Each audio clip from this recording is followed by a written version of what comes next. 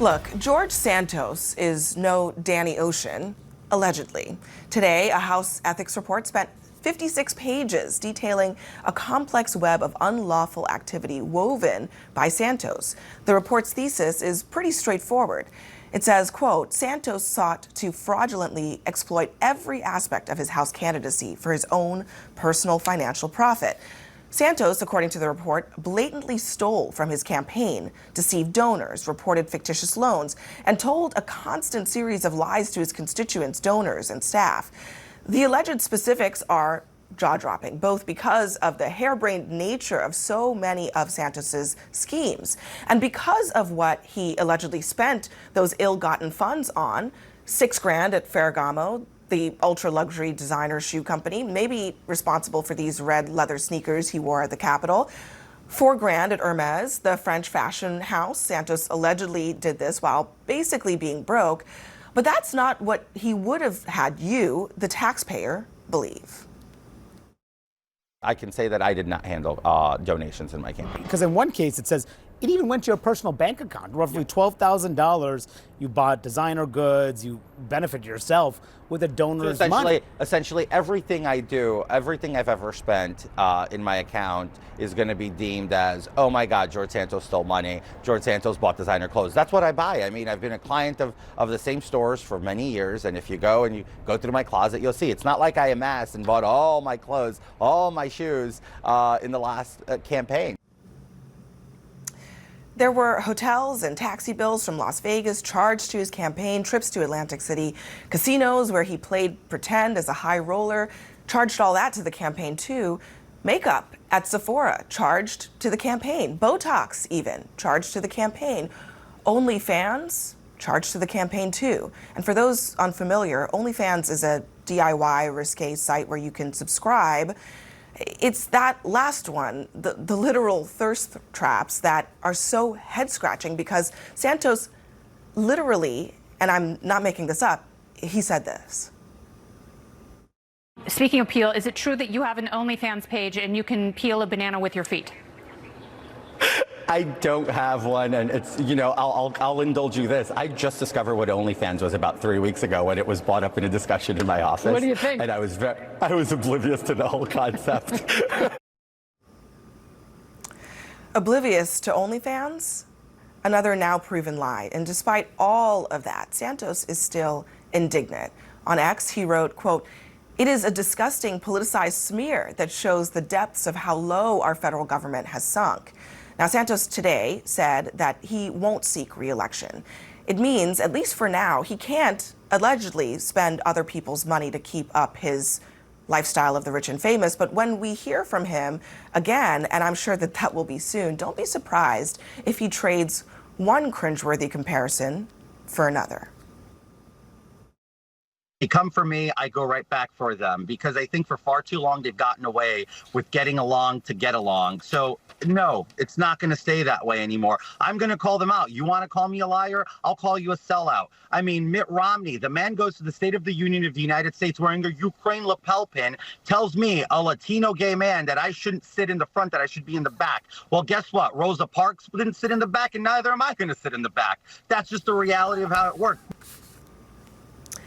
And here's another thing, you might remember this. Santos also allegedly embezzled thousands of dollars, donated dollars, to save a homeless veteran's dying service dog. That veteran, Richard Ostoff, says he knew Santos as Anthony DeVolder. In 2016, Santos, aka DeVolder, set up a GoFundMe for Ostoff.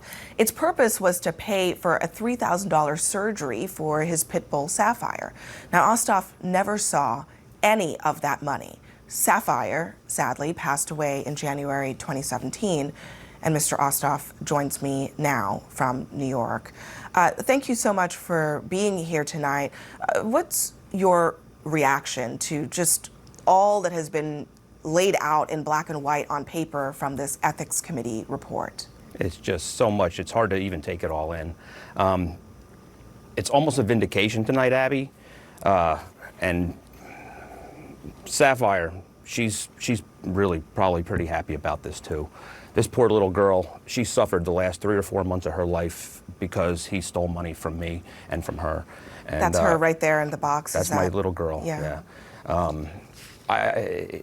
The last 2 or 3 weeks of her life, I knew she was going out, and I had nothing that I could do to bring her any comfort or to keep her alive.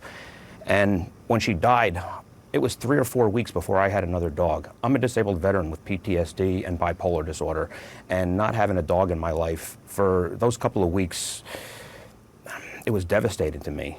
I would fall down on my knees crying in the shower, and one man is responsible for that, for me thinking about taking my own life, and for losing my companion, my best friend, and my medication.